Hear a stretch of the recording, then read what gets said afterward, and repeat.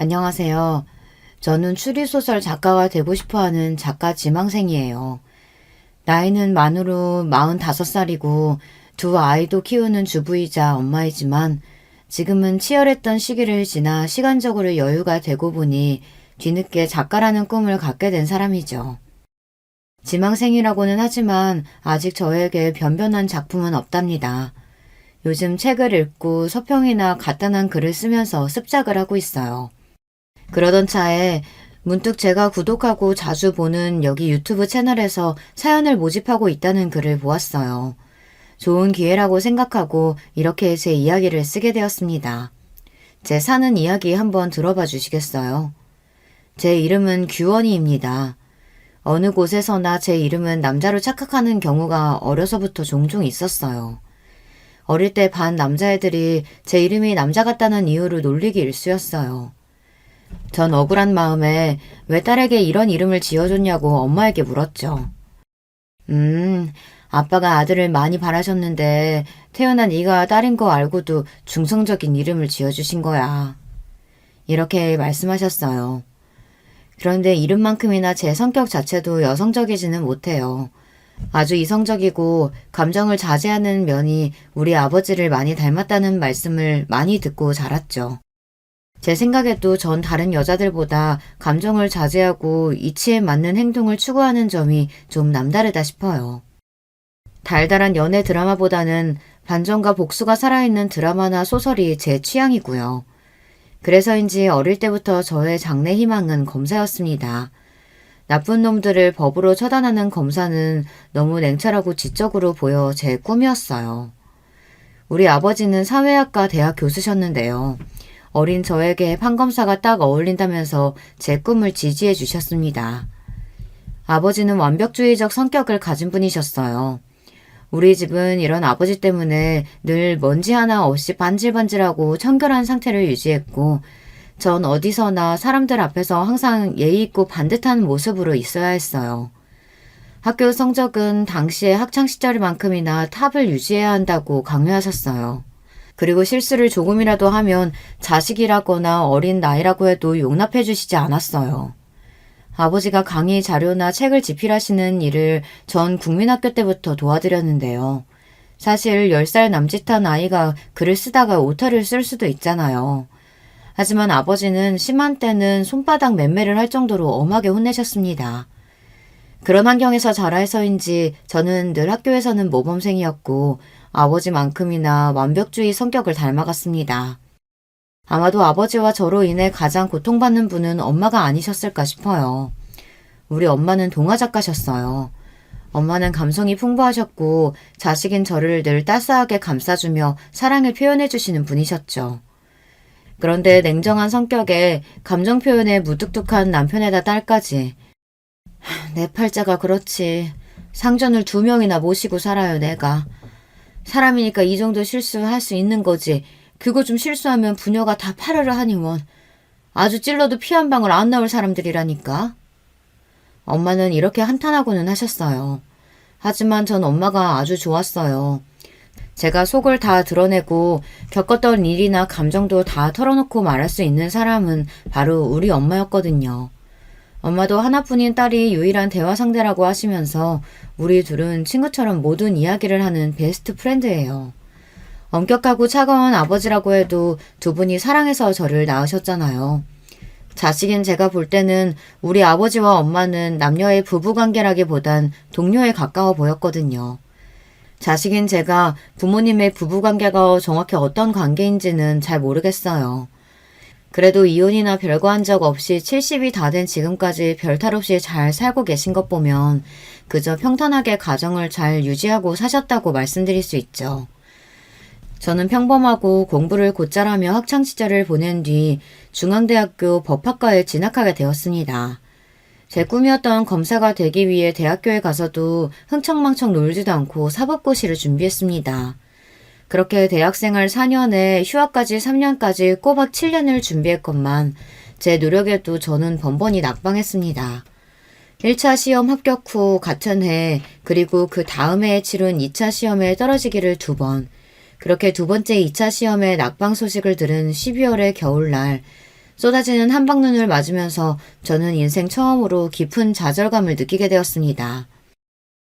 사람이 아무리 노력해도 안 되는 일이라는 게 있구나. 다시 1차 시험부터 사시 준비를 시작할 엄두가 나지 않는다. 이제는 그만둘 때가 됐나 보다. 그 길로 사시를 포기하기로 정하고 집에서 부모님께 말씀드렸어요. 난 우리 규원이가 얼마나 노력했는지 잘 알고 있어. 스스로 할 만큼 하다가 끝내는 마음 먹었다는 건 시작하는 것보다 어렵단다. 그동안 정말 수고했다. 앞으로 더 재미있고 좋은 일 찾아보자. 이렇게 제 얼굴을 쓰다듬으며 격려해 주시는 엄마와 달리 우리 아버지는 결과는 아쉽지만 수고했구나. 한마디를 하시고 서재에 들어가셔서 그날 저녁밥도 거르셨습니다. 아마 저만큼이나 아빠는 제 꿈에 거는 기대가 크셨고 그만큼 실망을 하셨을 거예요. 오랜 꿈을 접고 나서 대학교도 졸업한 마당에 무엇을 해야 하나 특별히 할 일을 잡지 못하고 시간을 보내고 있었어요. 그러다 보니 제 나이가 어느덧 28. 홍기에 들어서자 아버지는 제 신랑감으로 점찍어 온 남자가 있다고 했습니다. 그는 아버지의 휘문교교 동창으로 절친한 친구분의 둘째 아들로 중견기업에 다니고 있는 능력 있는 인재라고 아버지는 소개하셨어요. 결혼하지 않고 살 생각은 해보지 않았고 사귀는 남자나 마음에 담아둔 남자도 없었기 때문에 굳이 아버지의 제안, 아니 강요를 거절할 이유는 없었습니다. 단지 어른들의 집안끼리 남녀가 만난다는 사실이 좀 구닥다리 같아서 창피했다는 점 빼고는 말이에요. 어쨌든 어른들끼리 정하신 날짜에 전 단정한 정장을 입고 워커힐 호텔로 갔습니다. 약속한 1시에 늦지 않기 위해 집에서 1시간도 안 되는 가까운 거리이지만 더 일찍 나선 저는 택시를 타고 가던 길에 문자 한 통을 받았습니다. 그 문자는 만나기로 한 맞선남이 보낸 것이었어요. 안녕하세요. 오늘 만나기로 한 최영훈이라고 합니다. 죄송해서 어쩌죠. 급한 회사 일이 생겨서 지금 회사에 있습니다. 원래 만나기로 한 워커힐 호텔 말고 종로의 썸데이 카페에서 봐도 될까요? 전 약속을 중요시하고 특히 시간 약속은 강박에 가까울 정도로 정확하게 챙기는 성격이라 이때부터 맞선남에 대한 첫인상은 좋지 않았습니다. 피치 못할 사정으로 장소를 변경한다면 적어도 3시간 전에는 통보했어야 하는 것 아닌가요? 불쾌한 마음을 참고 행선지를 종로로 바꿔서 갔습니다. 카페에 가보니 맞선남은 이미 와서 저를 기다리고 있었어요. 저를 보자마자 자리에서 일어나서 허리를 굽혀 꾸벅 인사를 했습니다. 여기까지 오시게 해서 이거 초면에 실례가 많았네요. 최영훈이라고 합니다. 저희 아버지 친구분의 따님이시라고 좋은 이야기 많이 들었습니다. 네, 만나서 반갑습니다. 저도 말씀 많이 들었어요.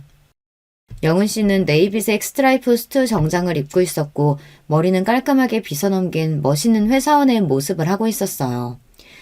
외모가 수려하다거나 매력이 넘쳐 흘러서 설렐 정도는 아니었지만 편안하고 인간적인 호감이 생기기에 충분한 사람으로 보였죠. 제 생각에 영은 씨도 저를 보는 눈빛이 반짝인다거나 설레이는 느낌은 아니었던 것 같습니다. 그렇게 생각하면 여자로서 기분이 나빠야 하는데 저는 별로 아무렇지 않았습니다. 왜냐면 그 남자와 제가 애정이 샘솟아서 사랑으로 결혼하는 건 아니잖아요. 쇳덩이처럼 쉽게 뜨거워지고 쉽게 차가워지는 그런 사람도 그런 사랑도 제 스타일이 아닙니다. 남편은 저와 대화하면서 점점 제 이야기에 귀를 기울였어요. 아마 그 사람도 별 기대 없이 나왔는데 제가 파트너감으로 나쁘지 않았다는 계산을 했던 것 같아요. 저는 설립한 지 60년이 넘은 식품 제조회사 만나기업에 다니고 있습니다. 나이는 32이고요. 올해 막 과장으로 승진했습니다. 아, 초고속 승진이시네요. 32의 나이에 과장이면 빠른 편 아닌가요? 네, 입사 동기들 중 가장 빠르죠. 하지만 저는 여기에 만족하지 않습니다. 우리 아버지는 같은 기업에서 상무까지 지내시고 은퇴하셨지만요. 전 반드시 CEO 대표까지 달고 말 거예요. 이렇게 말하는 영은 씨의 말에서 강한 야망을 엿볼 수 있었어요. 남자가 그 정도 배포를 갖고 어떤 큰일을 할 수 있다면 제 남편감으로 괜찮겠다고 생각했죠. 하지만 더불어서 왠지 그는 서툴고 치밀하지는 못한 성격이라고 생각했습니다. 자신의 능력을 과시한다며 이야기하는 회사에서의 무용담을 잘 들어보면 짜임새가 좀 부족했고 거짓이 아닐까 싶은 부분들이 보였어요. 규원 씨는 제가 만나본 여자분들과 좀 다르게 느껴지네요. 뭐랄까, 아주 차분하고 사람을 꿰뚫어보는 듯한 카리스마가 있어요. 나중에 아이들 교육 잘하는 좋은 엄마 되실 것 같아요. 영은 씨와 만난 자리에서 우리는 서로 인간적인 호감을 느꼈고 그 이상의 불꽃 튀는 이성 간의 사랑은 느끼지 못했습니다. 하지만 결혼하기로 이미 어른들끼리 마음을 먹고 만들어진 자리였고 내 감정과는 별개로 결혼은 진행되겠구나 하고 생각했습니다. 하지만 제 착각이었던 걸까요? 의외로 영훈 씨는 그날도 그 다음날도 저에게 애프터 신청을 하지 않았습니다. 그렇게 여러 날이 지난 어느 날 아버지는 다음 주 주말에 상견례를 할 테니 준비하라고 말씀하시는 거예요. 아니 이런 법이 어디 있나요? 한 번 맞선 본 남자와 다음 약속이 상견례라니 여러분은 이해가 되시나요? 아버지, 그 남자와 한 번 만났을 뿐이고 심지어 그 뒤로 애프터 신청도 없었고 우리 연락한 적도 없어요. 그런 사람과 바로 상견례라니 이건 납득이 안 되네요. 넌 그 남자가 싫으냐? 싫고 좋고의 말을 할 수 없을 정도로 모르는 사이예요. 모르는 사람과 어떻게 결혼 이야기를 하며 상견례를 할 수 있어요. 싫은 게 아니면 결혼해도 문제될 거 없지 않느냐. 너희들은 이미 결혼 예정하고 만난 것이니 상견례 한 주에 얼마든지 데이트하면 되는 일이고. 아버지의 말씀에 이상하게도 반박할 말이 없었습니다. 이럴 줄 알았으면 고시 공부하지 말고 연애라도 실컷 해볼 걸 처음으로 후회가 되었어요. 그렇게 그 맞선 남과의 두 번째 만남이자 상견례를 하게 되었어요. 우리 아버지와 영은 씨 아버지는 처음 만나자마자 부둥켜 안고 반가워할 만큼 가까운 사이였어요. 과거의 한 약속대로 우리가 사돈을 맺게 된다면서 참 좋아하셨죠. 하지만 상견례 분위기는 마치 이상한 연극과 같았죠. 가장 친하고 이 분위기를 주도해야 할 결혼 당사자인 저와 영은 씨는 뻘쭘하게 앉아서 간간히 가벼운 이야기만 서로 나누었어요. 그날 잘 들어갔죠? 미안해요. 제가 연락을 드렸어야 했는데 요즘 회사 일이 너무 바빠서 말이죠. 괜찮습니다. 다 큰 성인인데 당연히 잘 귀가했죠. 네. 그런데 취미는 어떻게 되세요? 독서요. 어쩐지 규원 씨 이미지가 지적이라서 그런 취미일 것 같았어요. 주로 어떤 책 읽으세요? 추리소설이나 범죄소설 좋아해요. 스티븐 킹이나 히가시노 게이고 아세요?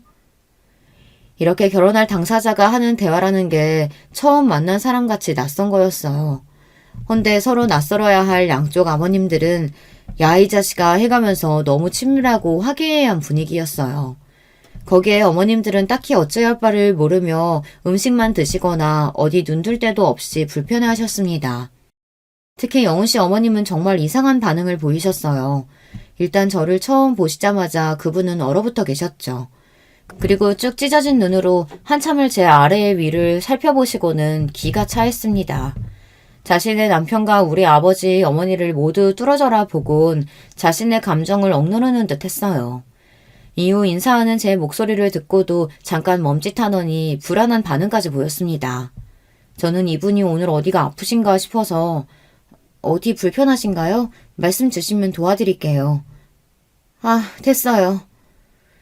처음 만난 예비 며느리에게 과하게 쌀쌀맞은 반응이었습니다. 이렇게 기묘한 상견례 자리에서 어색한 결혼 당사자들과 불편함이 가득한 어머님들에도 불구하고 결혼식 날짜와 장소까지 일사천리로 잡혔습니다. 무려 2달 반 뒤에 급박한 날짜였지만 양쪽 아버지들의 추진력으로 결혼 준비는 빠르고 차질 없이 이뤄졌어요. 영훈 씨와 데이트 10번도 못 채우고 우린 결혼을 했습니다. 하지만 우리 엄마는 결혼식 전날 제 손을 잡고 걱정 가득한 얼굴로 말씀하셨어요. 규원아, 아무리 아버지가 무섭다고 억지로 결혼해선 안 돼. 10번도 안 만난 남자에게 네 인생 맡기는 것이 난 아무래도 걱정되는구나. 저도 이런 결혼이 있나 싶게 어이없긴 해도 그래도 엄마, 그 사람이 싫거나 밉진 않아요. 인간적인 호감도 있으니 잘 살아볼게요. 너무 걱정 마요. 아니, 영훈이보다도 그 집 엄마 말이다. 상견례 때 봤을 땐 인상이 너무 아니더라. 반응도 좀 이상했고 말이야.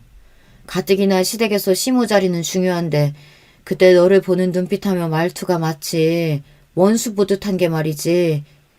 내 딸을 그런 집에 보낸다는 게 난 너무 꺼림칙하다. 번갯불에 콩 구워 먹듯 한 결혼이었지만 엄마의 걱정과 달리 결혼 생활은 평온했습니다. 전 남편이 회사에 간 사이 오전에는 집안일을 해놓고 오후에는 도서관에 가서 남편이 부탁한 자료를 찾고 검토해서 요약까지 해놨어요. 그리고 제가 좋아하는 책을 보다 근처 카페에 들려서 음악을 들으며 커피 한 잔을 하고 집에 돌아옵니다. 남편의 저녁 준비를 하다가 남편이 집에 오면 같이 저녁을 먹고 하루의 이야기를 하다 같이 잠이 듭니다. 이런 전업주부 생활이 전 안 맞는 옷과 같을 줄 알았는데 의외로 재미있고 마음의 평온함을 주는 생활이라 잘 적응하면서 지내고 있었어요. 제가 이해심이 깊고 성격이 무던한 편이라 같이 지내기에 편안하고 회사 일에도 많은 도움을 주고 있다며 남편은 고마워했어요. 남편은 그동안 만난 여자들이 감정 기복이 크고 변덕스러웠는지 저 같은 여자는 처음 본다며 변변히 신기해했습니다. 어느 날 남편 회식 자리에서 후배분이 제게 연락을 했습니다. 최 과장님이 너무 많이 취해서 사모님이 모시러 와주셔야겠다고요. 차를 몰고 종로로 가보니 남편은 인사불성의 상태였고 저는 동료분의 도움으로 남편을 차에 태워 집으로 운전하는 중이었습니다. 남편은 잔뜩 취한 채로 제 손을 잡고 다른 여자의 이름을 부르기 시작했습니다. 소영아 보고 싶다. 미안하다. 그 여자가 누구인지는 모르겠지만 짐작은 할 수 있었어요. 남편이 저와 선을 보기 전에 이야기를 얼핏 들었기 때문입니다. 남편은 소영이라는 여자와 군대 다녀와서부터 사귀었고 많이 사랑하는 사이였다고 해요. 결혼을 약속할 만큼. 하지만 부모님, 특히 아버지께서 소영 씨의 집안에 문제가 많다며 반대하셨다고 합니다. 그리고 정해놓은 혼처를 강요하며 억지로 맞선을 보게 했습니다. 그 맞선녀가 바로 저였고요. 저와 맞선 보러 나갈 때 처음에는 앙심을 품었다고 했습니다. 이 맞선 자리를 깽판치고 맞선녀에게 무례하고 불쾌하게 굴어서 아버지에게 반항하겠다고. 그런데 저를 보고 왠지 그럴 수 없었다고 합니다.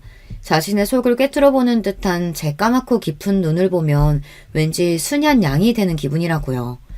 그리고 대화를 할수록 좋은 여자인 것 같은데 괜히 상처 주기 미안했다고 했어요. 하지만 자신의 마음이 정리되지 않았기 때문에 저에게 애프터 신청은 못했다고요.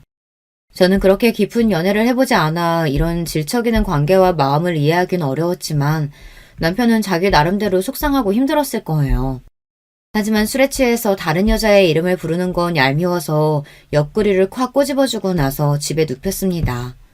다음날 잠에서 깬 남편이 나 어제 술 먹고 어디 부딪혔어? 옆구리가 너무 아프네 했을 때 혼자 킥킥대고 웃었죠. 결혼생활 1년 만에 첫 아들을 낳았고 1년 뒤에는 둘째 딸을 출산하고 연년생 아기들을 키우면서 저는 많이 바빠졌습니다. 나는 우리 엄마처럼 무한한 사랑을 베풀지는 못할 거라고 생각했는데 아이를 낳아 키워보니 의외로 전 모성애가 강한 여자임을 알게 되었어요. 자식이 먹는 것만 봐도 배부르다. 눈에 넣어도 아프지 않을 만큼 이쁘다. 이런 말이 그냥 하는 말이 아니라 정말 제 심정이 꼭 그랬습니다. 아이들이 하는 일이면 자잘못을 따지지 않고 그저 예쁘고 그저 봐주고 싶은 마음이 가득했으니까요.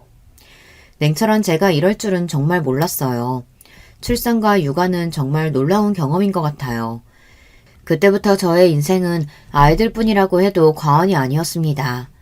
어차피 남편은 회사에서 성공하는 야망을 가진 남자로 평일에는 밤늦도록 회사에 있고 주말에는 윗사람들에게 잘 보이기 위해 그들을 따라 골프며 등산이며 다니느라 바빴습니다. 그리고 이 남자에게는 부성애 같은 것은 없어 보였어요. 우리 아이들과 잘 놀아주거나 교육에 관심을 갖지 않았거든요. 다른 집 여자들은 이런 얘기를 들으면 서운하겠다, 남편에게 바가지라도 긁어봐라 이렇게 이야기했지만 저는 아무렇지도 않았습니다. 이 남자가 가정적이고 애들을 살뜰히 챙길 만한 위인이 못 된다는 것을 임신 초기에 깨달았기 때문이에요. 제가 입덧이 심했던 임신 3개월 때의 일이 생각나네요.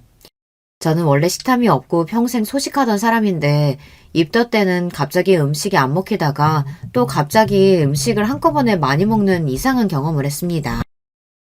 여보, 일주일 동안 음식이 안 먹혀서 물밖에 못 먹었는데 갑자기 오늘 새벽부터 아구찜이 너무 먹고 싶어요. 퇴근할 때 회사 근처 단골집에서 포장해 줄 수 있어요? 남편이 회사에 있을 때 전화해서 이렇게 부탁했어요. 나 오늘 회식이라 안 되겠어. 회식 끝나면 거기 가게 문 닫을걸? 당신이 회식하는 중간에 나가서 포장해 오면 되지 않겠어요? 내가 먹고 싶다기보다는 뱃속에 아이가 먹고 싶은 것 같아요. 자기가 먹고 싶으면서 애기 핑계는. 그냥 참으면 안 돼? 아구찜이 뭐라고. 모냥 빠지게 회식하는 남자가 중간에 나가서 마누라 걸 사가겠어? 남편은 이렇게 단칼에 거절하고선 그날도 술이 떡이 돼서 밤늦게 귀가했습니다. 남편은 원래 저나 애들을 잘 챙기지 않는 무심한 남자라는 걸 잘 알고 있고 어지간한 일에는 서운해하지도 않는 저였지만 이때는 임신한 때라 그런지 너무하다는 기억이 아직도 있어요. 남편은 그저 열심히 일하고 돈을 벌어오는 가장일 뿐 남편의 역할도 아버지의 역할도 잘 하지 못한 사람이었습니다. 그리고 사실 남편이 회사에서 일하는 성과의 절반은 제 몫이라고 생각합니다. 남편이 회사에서 CEO까지 오르겠다는 야망에 비해서 가진 능력은 부족한 사람이었어요. 머리를 잘 굴려서 전략을 갖고 계획적으로 일을 하지도 못했고 사람들을 카리스마 있게 통솔하는 능력도 없는 사람이니까요. 제가 생각했을 때 유일한 능력은 눈치가 빠르고 윗사람들에게 자신을 숙이고 아부를 잘한다는 것일까요? 물론 이것도 회사에서 성공하는 데에는 중요한 덕목입니다. 하지만 그 사람의 부족한 전력이나 사람들을 관리하는 부분은 전적으로 제 도움이 컸습니다. 덤벙거리는 성격 탓에 회사에 기일 내에 보고하고 제출해야 할 서류를 종종 잊는 일이 많았습니다. 신혼 때는 그런 남편의 심부름으로 자주 회사에 가야 했어요. 이젠 아예 제가 회사의 중요한 서류는 따로 제 USB에 복원하거나 클라우드 공용 서버에 넣어놓고 있다가 남편이 필요할 때마다 바로 회사 메일로 전송해 주었습니다. 남편은 문서를 카테고리별, 날짜별, 중요도 순으로 정리하는 법도 몰라서 제가 다 정리해서 자료를 관리하고 있을 정도였으니까요. 오래된 중요한 자료는 남편 스스로 찾지도 못하고 제가 찾아주어야 했습니다. 정말 비서가 따로 없죠. 남편은 결혼할 당시 이미 초임 과장 직급이었어요. 과장 이상이 되면 실무 능력만큼이나 부하 직원을 관리하는 능력이 점점 중요해집니다. 남편은 밑에 사원 대리급과 마찰이 생길 때마다 감정적이고 급하게 처리하려는 경향이 강했어요. 그럴 때마다 제가 진정시키고 중재자로서 그들에게 이렇게 대하라고 조언을 해줬습니다. 막상 내 말대로 해보니 부하 직원들은 점차 남편에 대한 반감을 거두고 지시를 잘 듣게 되었습니다. 그리고 부서에서는 남편이 부하 직원들 통솔을 잘한다며 인사고과를 잘 받을 수 있었죠. 그래서 하루에도 여러 차례 전화를 걸어오는 남편은 저에게 회사에서 일어난 이런저런 이야기를 하며 저에게 조언을 구하고는 했어요. 제가 지인들과 모임 자리에 있을 때 이렇게 남편 전화를 받는 모습을 보고 어떤 엄마는 부러워했어요. 어머, 우리 남편은 회사에 있을 때 전화 한 통도 안 하는데 규원 씨 남편은 아내가 이렇게 보고 싶으신가 봐. 몇 번이나 전화를 하시네요. 규원 씨 정말 사랑하나 봐요. 이렇게 속모르는 말씀을 하셨어요. 저는 굳이 거기다가 대고 별다른 말 하지 않고 슬며시 웃을 뿐이었습니다. 사랑은커녕이요. 그냥 아무것도 할 줄 모르는 어린아이 가르치는 것일 뿐이죠. 그 이외에 신제품 개발 출시 등 회사에서 내리는 중요한 결정에도 제가 꼭 필요했습니다. 소비자의 기호나 선호도 등 마케팅 자료를 찾아서 분석한 뒤 남편에게 의견을 주면 제 말대로 회사에서 결정하고 발표했으니까요. 심지어 집에 와서 회사 기획안 가이드나 전략 방향 등은 제가 잡아주고는 했습니다. 이런 걸 보면 남편은 회사에서 얼굴 마담이고 실제로는 제가 일한 것과 다름없어요. 거의 저의 마리오네트 수준입니다. 다행히도 남편은 회사에서 승승장구할 수 있었어요. 연봉은 같은 연차 대비 최상위로 이미 1억이 넘어섰고 그 이후에도 늘 연봉이 높았어요. 어느 주말 남편이 아버지께 부탁드릴 일이 있다며 시댁에 방문하자고 했습니다. 아버지, 우리 인사팀 상무님이 아빠 후배 맞죠? 저 이번 미국 파견원으로 나가고 싶은데 힘 좀 써주세요. 아, 나랑 돈독했던 후배놈이니 어렵지 않을 거다. 그런데 왜 파견원이냐? 파견 근무면 애들이랑 시원애미는 같이 못 가잖니. 이왕이면 주재원으로 가족들 다 같이 가서 애들 미국에서 학교도 보내면 더 좋지. 뭐? 안 돼. 우리 아들이랑 손자들 미국 가면 잘 못 볼 거 아니야. 아들, 꼭 미국 가야겠니? 널 보낼 생각하면 엄마는 벌써부터 가슴이 아프단 말이야. 몇 년이나 있는다고 가족들을 다 같이 가겠어요. 괜히 고생만 하지. 여보, 이런 이야기는 미리 나랑 상의했으면 좋았을 텐데요. 우리 애들 미국에서 지내는 것도 좋은 경험일 것 같아요. 회사 일로 한국에 들어와야 하면 당신만 들어오고 제가 미국에서 애들 케어해도 괜찮아요. 얘, 너는 무슨 말을 그렇게 하니? 우리 아들만 죽어라 고생하다가 하라는 거 아니야? 신세 좋게 집에서 애들이나 키우면서 바깥 일은 남편이 하자는 대로 하면 따르는 거지. 난 우리 명훈이가 미국 가서 자기 뜰 펼치는 게 좋겠구나. 엄마가 따라가도 되지? 남편 회사 일 결정을 실제로 제가 다 하고 있다는 얘기를 하고 싶었지만 시몬은 아주 감정적인 분이고 말이 통하지 않아서 전 아무 말 하지 않고 가만히 있었습니다. 그리고 남편은 미국 지사 파견 근무로 1년 정도 나가 있게 되었어요. 하지만 남편이 미국으로 파견 근무를 나간 속셈은 따로 있었다는 것을 나중에 알게 되었습니다. 파견 근무에서 돌아와서 남편의 친구들이 집에 모여 와인 파티를 하게 되었어요. 파티 음식을 내오려고 그 자리를 잠깐씩 오가며 남편 친구들이 하는 이야기를 듣게 되었습니다. 야, 너 미국에서 재미 좋았다면서? 진철이가 그러더라, 현지처. 뭔 소리야, 현지처라니. 아, 소영이 얘기야? 소영이가 미국에 있는 법원에서 몇 년 일하고 있다고 해서 나도 해외 근무 핑계대고 같이 가서 지냈지. 회사 커리어도 쌓고 자유롭게 소영이랑도 지내고. 이 자식, 그렇게 좋았냐?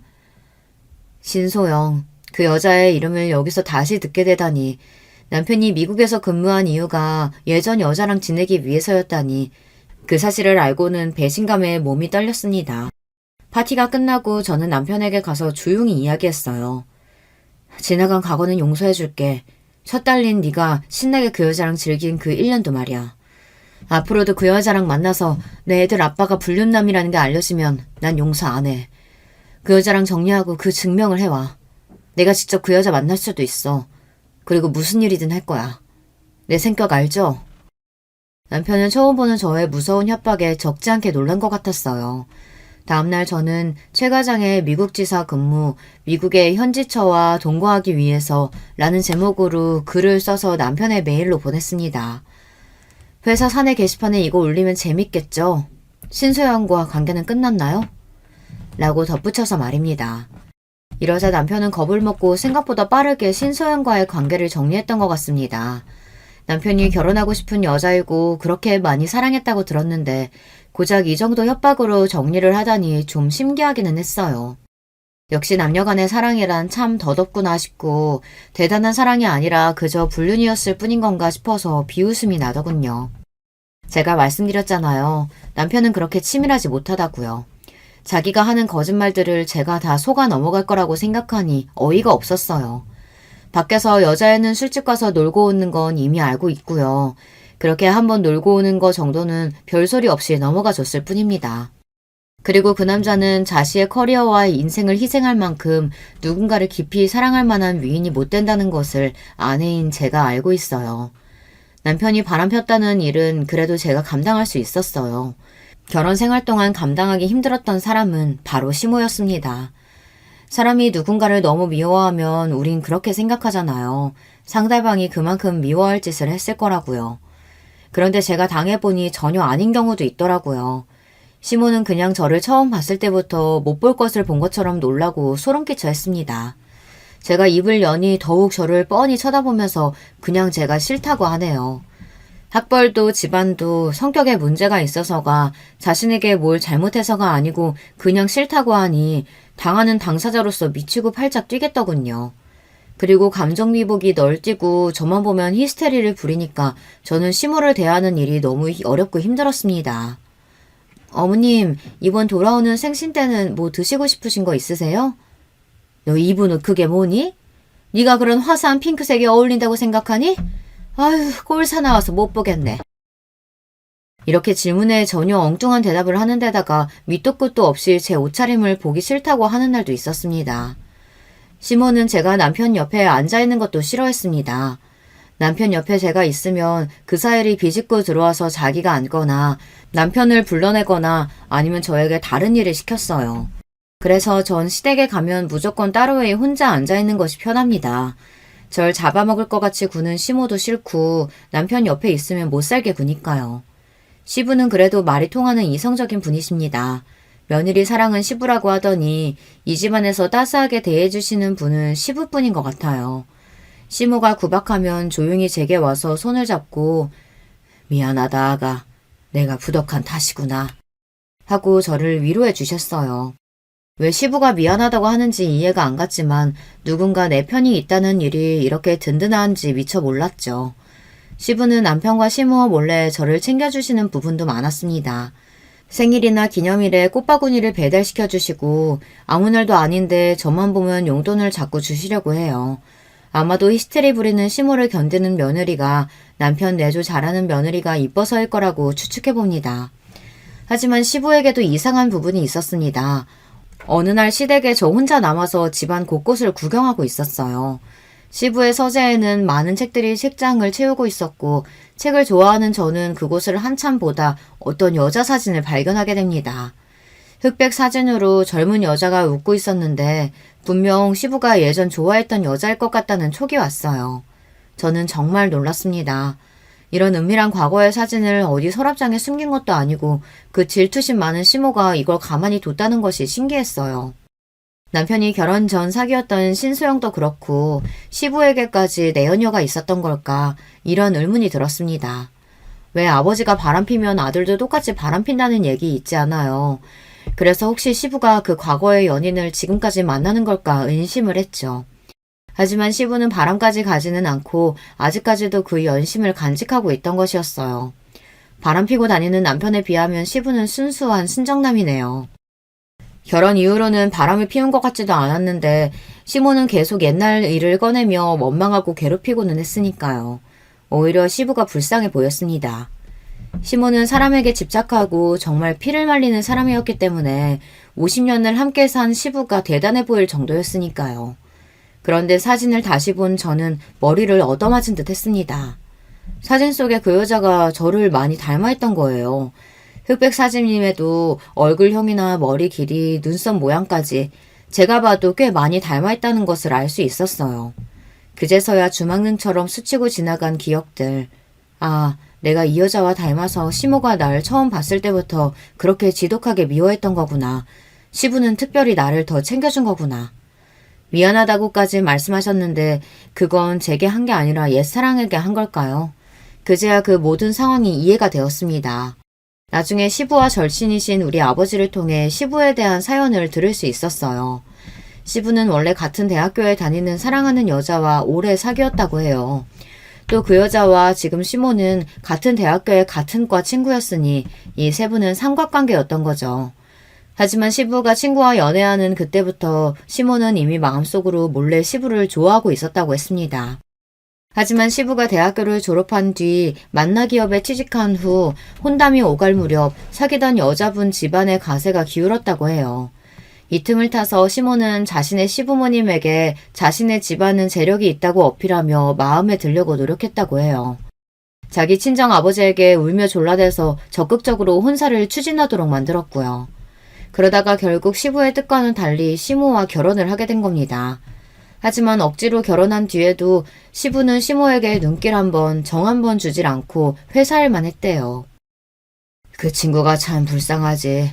재수씨 때문에 사랑하는 여자 잃고 마음을 닫고 무늬만 부부처럼 몇십 년을 산 게야. 그런데 재수씨는 남편이 그럴수록 더 집착하고 질투해서 평생 시달리며 살았으니 말이야.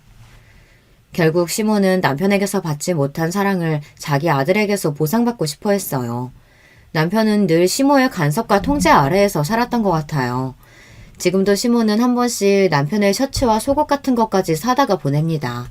아내인 제가 10년 넘게 챙겨주고 살고 있는데 참 기가 막힌 집착이죠. 지난번 제사 음식을 차리기 위해 시댁 근처 시장에서 장을 본 날 이런 광경을 목격했답니다. 단골 과일 가게 여자 사장과 시부가 안부를 물으며 이런저런 이야기를 잠깐 하고 있었어요. 그런데 시모는 멀리서 소리를 지르며 여보, 여기 과일은 어느 밭에서 주워왔나 봐. 못 쓰겠어요. 다른 데로 가요. 하고 시부를 잡아 끌고 가버리는 게 아니겠어요. 그 상황에서 보고 있는 저도 과일집 사장님과 시부 모두 얼굴이 빨개질 만큼 당황스러웠어요. 시부가 여자와 조금이라도 말을 섞으면 시모가 펄쩍 뛰고 과하게 반응하니 시부가 얼마나 괴롭게 살아왔을까 싶어 연민이 들 정도였습니다. 제가 결혼한 지도 14년이 흘러 남편은 이제 부회장으로 승진하게 되었습니다. 남편의 부사장 승진 소식에 저도 기뻐하지 않을 수 없었죠. 제가 뒤에서 힘쓰고 우리 부부가 함께 일궈온 결과이기도 하니까요. 회사에서 이제 확실히 남편 쪽으로 따르는 라인이 생겨 장차 사장까지 갈 가능성이 높아졌죠. 하지만 이렇게 좋은 날 저는 제대로 뒤통수를 맞는 사건이 생겼습니다. 모름지기 자신의 그릇이 부족하면 자기를 도와주는 사람은 더욱 신뢰하고 감사한 마음으로 품어야 하는 게 아닌가요? 가정에서나 회사에서나 정말 헌신적으로 자신을 도와준 조강지처인 저를 남편과 시모는 내쫓으려고 계획을 세운 겁니다. 시모는 제가 아무 잘못한 것이 없이 그냥 쭉 미워했죠. 거기에 남편은 예전에 만났던 내연녀인 신소영을 부인 자리에 들어앉히려는 속셈을 갖고 있었던 거죠. 예전에 미국에서 바람피다 걸려서 관계를 끊었다가 최근 미국 지사 출장이 잦아지면서 다시 만났던 모양입니다. 신소영이라는 여자도 웃긴 게 그냥 과장 나부랭일 때에는 이혼 요구 없이 불륜관계만 갔더니 남편이 이제 사장 자리에 오를 것 같으니 상호 자리가 탐났는지 적극적으로 이혼해서 자기랑 결혼하라며 욕심을 내는 겁니다. 저는 하루아침에 헌신짝처럼 버려지게 생겼어요. 남편과 시모는 당장 이혼해달라며 저에게 삿대질을 하며 소리쳤습니다. 별 볼 일 없는 네 년이 사장 사모님 소리 듣는 꼴 내가 못 봐. 당신이라는 여자 지긋지긋해. 남편 알기를 우습게 알고 맨날 지적하고 지시하고 네가 사장이야? 당신같이 뻣뻣한 여자 말고 야들야들하고 여자같이 구는 사람이랑 살 거야. 진짜 내가 사랑해온 여자랑 내 남은 삶을 살 거라고. 그럼 내 아들이 어떤 사람인데 이제 만나 기업 사장이 될 우리 아들인데 저런 여자 갖다 버리고 입맛에 맞는 여자 들이잡구나. 이렇게 기가 막히고 억울한 일을 제가 당하다 보니 말문이 막혀서 제대로 항변도 못했어요. 그들이 집을 나가고 혼자 곰곰이 생각해봤습니다. 내가 살아온 인생이 정말 이 정도밖에 안 되는 걸까? 결혼 생활 전부를 남편의 출세와 아이들의 행복을 위해 살았는데 결과는 고작 이것이라니. 믿을 수가 없었고 너무 억울해서 누구라도 붙잡고 호소하고 싶었어요. 하지만 그런 제 심정과는 별개로 전 저 남편과 시모랑 계속 사는 것이 과연 옳은 일일까 하는 고민이 되었습니다. 당연히 저들에게 복수하고 싶죠. 하지만 복수하겠다고 이혼하지 않고 버티면 제 인생이 너무 시궁창같이 구질구질해질 것만 같은 거예요. 그래서 저는 쿨하게 저들의 요구대로 이혼을 해주고 제가 얻을 것은 얻어내자라는 마음이었습니다. 저는 법대 동창생 중 변호사로 개업한 친구를 만나 이혼 조정 합의서를 작성했습니다. 이혼 합의서에는 제가 요구하는 몇 가지 조건을 달았어요. 첫째, 아이들의 친권과 양육권은 내가 갖는다. 둘째, 아이들 양육비 월 700만 원, 현금 10억과 경기도 양평에 별장 명의를 넘겨달라. 별장 사용은 그 전과 동일하게 남편 시댁 모두 공동으로 가능하다. 별장의 시가는 20억이 넘습니다. 셋째, 남편은 어느 누구와 만나서 동거하든 상관없지만 법적인 혼인 및 결혼을 하게 될 때에는 아이들의 친권자이자 양육자인 저의 동의를 얻어야 한다. 왜냐하면 신소영이 법적 배우자가 되면 남편 재산에 대한 권리가 생길 것이고 둘 사이에 자식이라도 낳게 된다면 나중에 우리 애들에게 갈 유산은 확연히 줄어들 테니까요. 그리고 변호사는 따로 남편에게 협박 아닌 협박의 말을 덧붙였습니다. 아내분은 남편이 회사에서 횡령한 증거와 거래하는 벤더 업체에서 로비받은 증거 등을 갖고 계시더군요. 남편분의 회사 생활을 끝낼 수 있는 많은 비밀을 알고 계신 것 같으니 조심하시는 편이 좋겠습니다. 저와 변호사가 나중에 복수를 위해서 치밀하게 세운 이 이혼 조건을 남편은 순순히 수용했습니다. 명석하지 못한 남편은 이 조건들이 어떤 것을 의미하는지 장차 어떤 일이 생길지 예측하지 못하는 위인이니까요. 오히려 시모는 현재 우리가 함께 살고 있던 일원동 빌라에 대해 재산 분할을 하지 않아 다행이라며 그가 10억과 별장 명의 따위 얼마든지 줄 수 있다고 좋아했습니다. 일원동 빌라는 시가가 40억 가까이 되지만 저는 그것은 탐나지 않았습니다. 애들의 양육비와 현금 10억으로도 앞으로 생활하는 데 불편함이 없을 거고 양평 별장은 당장 팔 필요는 없지만 다른 이유로 저에게 필요했습니다. 이 별장이 어떻게 쓸지 여러분께 조금 뒤에 제가 알려드릴 예정이니 조금만 기다려주세요. 시모는 제가 이혼할 때 의기양양한 얼굴로 이런 말을 남기고 헤어졌습니다. 너 그동안 내가 왜 그렇게 너 미워했는지 궁금했지? 궁금했을 게다. 이제 남이 되니까 솔직히 얘기하면 넌 신기할 정도로 그 잡것하고 닮았어. 처음에는 너희 엄마가 그 여자인가 착각했을 정도로 넌 그 여자랑 닮았다. 내 남편과 서로 사랑했던 그 여자, 김혜선.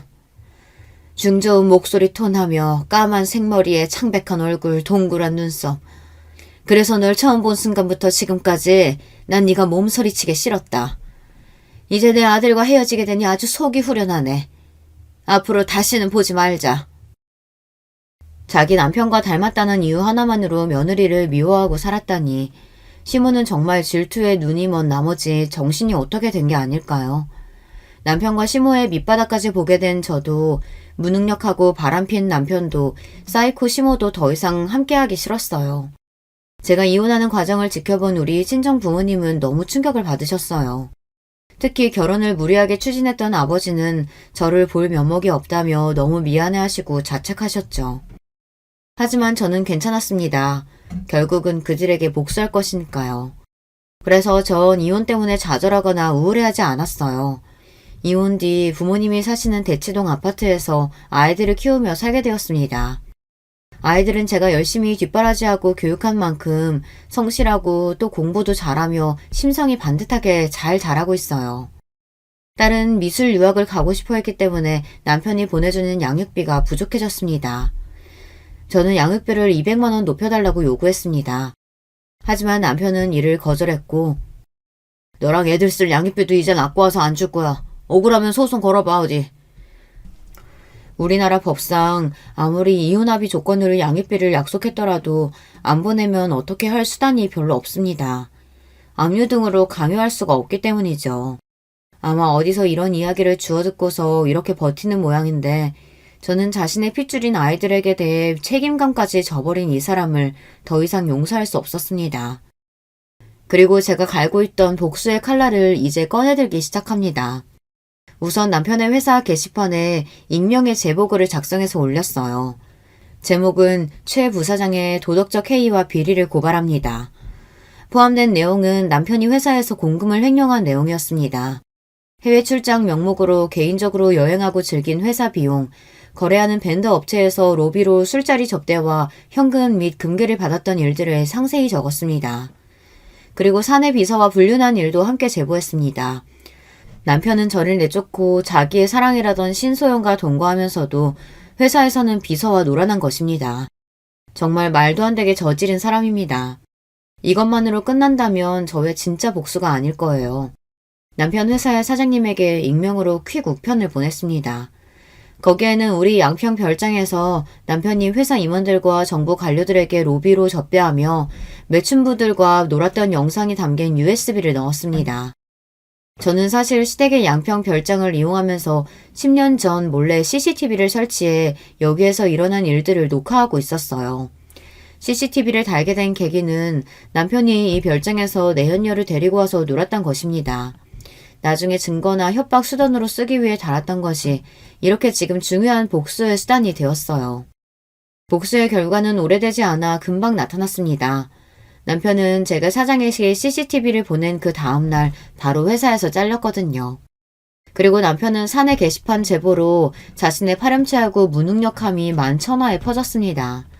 회사에서 잘린 뒤 어느 기업에서도 남편을 써주지 않을 것이 명백했습니다. 남편과 시모는 사장 자리까지 생각했을 텐데 얼마나 실망하고 좌절했을까요? 제 복수는 하나 더 남았습니다. 제가 억울하게 쫓겨날 때 시부는 말도 안 되는 일이라며 저와 함께 슬퍼하고 원통해했습니다.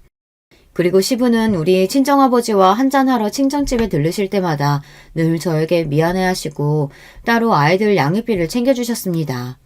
술에 취해서 시부는 한 번씩 마음속 소망을 꺼내고는 하셨어요. 시모와의 황혼 이혼 말입니다. 제 복수로 남편이 회사에서 쫓겨난 과정의 일을 알게 된 시부는 이제 아내만이 아니라 아들에 대해서도 깊은 실망을 느끼시고 진지하게 이혼을 고민하셨습니다. 그리고 그 고민하시는 과정에서 우리 친정아버지와 제가 거들어서 결국 시부는 시모에게 이혼을 요구하고 그 집에서 나오셨습니다. 시부가 나오면서 시모는 자존심도 없는지 시부에게 매달려서 울고불고 난리였어요. 이제 와서 당신 왜 이래요? 우리가 함께 산 세월이 얼만데 제발 나 버리지 마세요. 난 그 50년 세월 동안 한순간도 당신을 마음에 담아둔 적이 없다는 거 당신도 알지 않소? 우리 앞으로 살 날이 얼마나 남았다고. 이제 각자 편하게 삽시다. 난 당신과 1분 1초도 함께 살 수가 없어. 당신 이러는 게 결국 김혜선 그년한테 가는 거야? 당신이 아직까지 그 여자 마음에 품고 있는 거 내가 모를 줄 알아? 미친 소리 그만해. 그 여자는 죽은 지 10년도 더 됐어. 젊은 시절 사랑했던 일 하나 때문에 당신은 결혼 내내 나를 괴롭혔다고. 미저리같이 정신병자인 당신과 내 남은 하루도 함께 살고 싶지 않아. 그리고 시부는 매정하게 시모를 내치고 집을 나가버렸습니다. 남편은 회사에서 쫓겨나와 직업도 구하지 못하고 내연녀 신소영에게 버림받은 채 매일 술을 마시고 백수로 살고 있습니다. 술에 잔뜩 취해서 애들이랑 저에게 전화를 하고 있지만 우리 가족을 버리고 인생을 망가뜨린 남편의 술주정 따위는 들어줄 마음이 없어 차단하고 있습니다. 아무리 반성하고 후회하며 돌아온다고 해도 당연히 우리의 가족으로 받아들일 마음은 조금도 없고요.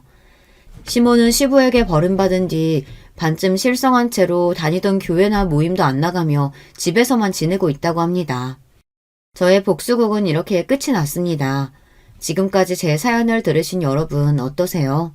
제가 너무 매정했던 걸까요? 이따금 제가 이렇게까지 남편과 시모에게 복수한 것이 후회가 되고 있어요. 너무한 게 아닌가 싶어서요. 하지만 아무 잘못 없이 하루아침에 내쳐진 저와 부모의 이혼으로 상처 입을 아이들을 생각하면 제가 한 복수는 통쾌했고 나쁜 인간들에 대한 벌이라는 생각도 들어요.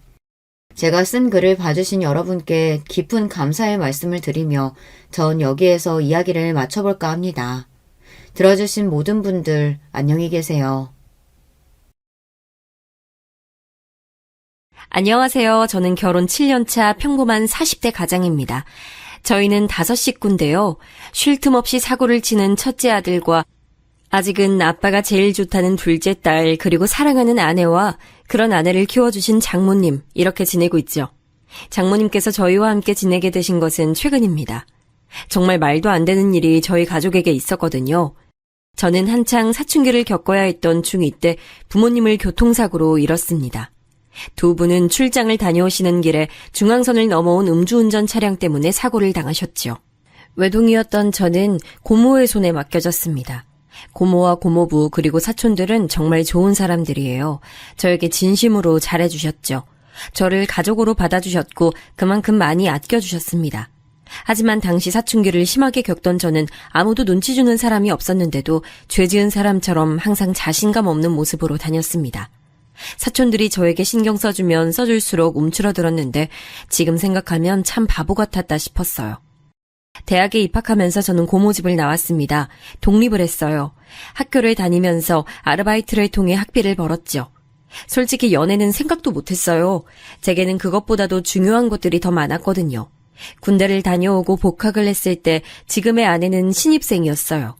처음엔 선배와 후배 사이였는데 어느 순간인가 그녀에게 호감이 생기더라고요. 저와는 다르게 유쾌하고 밝은 에너지가 가득했거든요. 그래서 고백을 했고 우리는 연인이 됐어요. 저는 그녀와 결혼까지도 생각했지만 과연 우리가 결혼을 할 수 있을까 저는 늘 그게 마음에 걸렸어요. 저는 부모님도 형제도 없는 외톨이였고 가진 것이라곤 저 하나뿐인 사람이었으니까요. 그런데 처음 인사를 드리러 간 날 그녀의 어머니께서 저를 너무나도 반갑게 맞이해 주시더라고요. 먹는 모습이 정말 복스럽네. 우리 애들은 뭘 먹어도 깨작거려서 음식 해주는 재미가 없거든. 정말 맛있습니다. 어떻게 만드셨는지 레시피가 궁금할 정도예요. 어머, 말도 어쩜 이렇게 이쁘게 할까? 어머님께서는 식사 시간 내내 반찬을 권해주시면서 저를 챙겨주셨어요. 그리고는 저에 대해서 들은 것이 아무것도 없다고 하시며 이것저것 궁금한 것들을 물어보셨죠. 그런데 부모님에 관해서는 단 한마디도 하지 않으시더라고요. 순간 어머님께서 정말 몰라서 제게 물어보시는 것이 아니구나 싶었죠. 어머님은 그냥 제게 말을 걸고 싶으셨던 것뿐이었어요. 나중에 집에 가려고 일어나는데 어머님께서는 제게 빵빵한 종이 가방을 주셨어요. 오늘 잘 먹던 걸로만 조금씩 쌌어요. 혼자 산다고? 너무 음식 많으면 괜히 상하기만 할 것 같아서 한두 번 먹을 정도로만 챙겼으니까 가져가서 먹어요. 아닙니다. 이렇게까지는. 그리고 다음에 올 때는 먹고 싶은 거 미리 경아한테 말해줘요. 내가 해줄게. 엄마 그러지 마. 오빠가 부담스러워하잖아. 이걸 뭐하러 줘요. 그녀는 제 손에 들린 종이 가방을 어머님께 돌려주며 괜히 한 소리 하더군요. 순간이지만 어머님의 얼굴에 잠깐이지만 섭섭함이 지나가는 게 보였어요. 찰나였지만 어릴 때부터 가족 표정을 살피는 습관이 남아있던 제 눈엔 너무 잘 보였죠. 아닙니다. 감사하게 받겠습니다. 오빠, 엄마가 괜히 그러시는 거야. 굳이 신경 쓰지 않아도 돼. 나 주셨는데 왜 네가 그래. 가져갈 거야. 어머님은 제 말에 활짝 웃으시면서 제 손을 꼭 잡아주셨어요. 그러면서 천천히 토닥이시며 말씀하셨죠. 다음엔 우리말 편하게 해요. 어머니라고 불러주면 더 좋고. 네, 어머니. 제 대답이 마음에 드셨는지 어머님께서는 저를 꼭 안아주시면서 반찬 떨어지면 꼭 놀라오라고 하셨죠. 그렇게 예비 처가를 나서면서 저는 손에 담긴 어머님의 마음이 너무나도 감사하면서 행복했어요. 찾아뵙기 이전에는 제 상황에 괜히 마음이 무거웠는데 말이죠. 그 뒤로 저는 몇 번이고 그녀의 집에 초대를 받았어요. 어머님께서는 제 생일이나 저희 부모님 기일에도 저를 집으로 불러주셨죠. 독립하고 난 이후 그렇게 즐거웠던 생일은 처음이었던 것 같았어요. 부모님께서 살아계실 때처럼 제가 좋아하는 음식들이 가득한 밥상에서 준비된 케이크에 나이만큼 초를 꼽고는 불을 붙였죠. 고모 집에서 있을 때도 생일은 챙겨주셨지만 가족끼리 케이크 촛불은 생각도 안 했거든요. 이건 사위가 아니라 아들이네, 아들. 그러니까 이러다 우리 자리 뺏기겠어.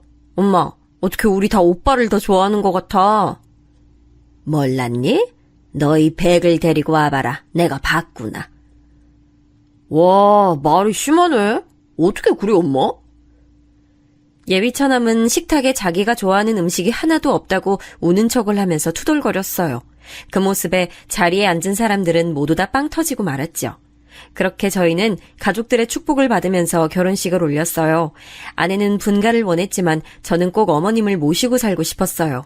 회사도 가깝기도 했지만 어머님과 함께 지내고 싶었거든요. 아내는 처가살이 시키고 싶지 않다고 강력하게 말했지만 저는 전혀 그런 생각이 들지 않았기에 아내를 설득했어요. 하지만 아내보다도 더 큰 벽은 어머님이셨어요. 아이고 무슨 소리야. 이서방이 왜 여기 들어와서 살아. 됐어. 신혼인데 둘이서 알콩달콩 재밌게 살아봐야지. 애도 가져야 하고. 어머님, 저 눈치 주실 거예요? 막 처가살이 시키실 거예요? 내가 우리 사위한테?